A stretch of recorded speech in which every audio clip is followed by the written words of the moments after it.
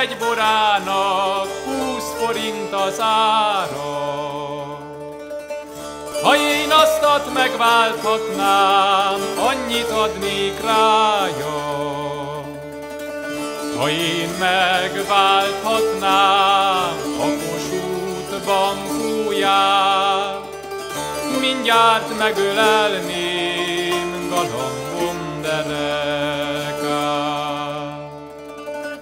Helyen adtam virágszarvú ökröm. Szántani kellene, nincs min szép telkem örököm.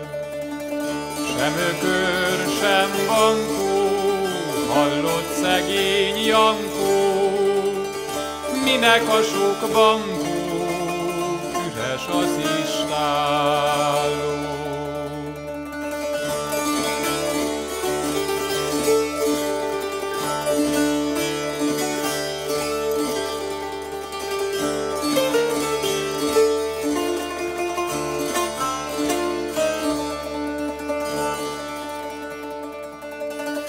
Régi idők, elmúlt napok, régi hetek, vég holnapok.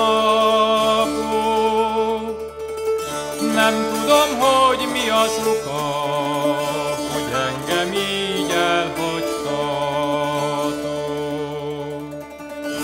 Piros alma, ne gurulj, ne gurulj, kis angyalom, ne búsulj, ne búsulj.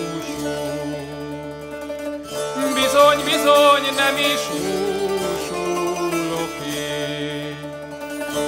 Úgy is tudom, a tiéd leszek én.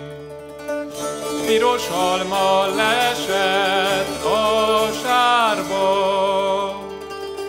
ki fölveszi, nem esik hiába. Piros almát fölveszem, megmosom, a galambom ölelem, csókolom.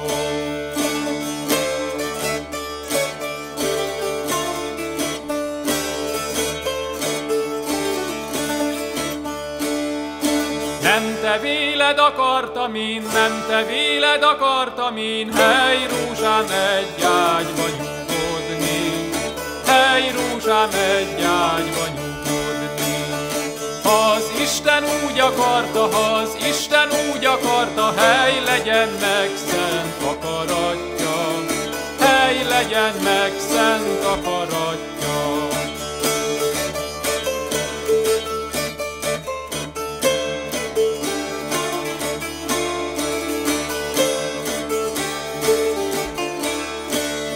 Nem kell nékem papíros, maradjon a boltba, csak kell nékem fényes kard, karcsú oldalamra, puska, kardi, karabély, lovam oldalára, az én kedves galambom jövő éjszakára.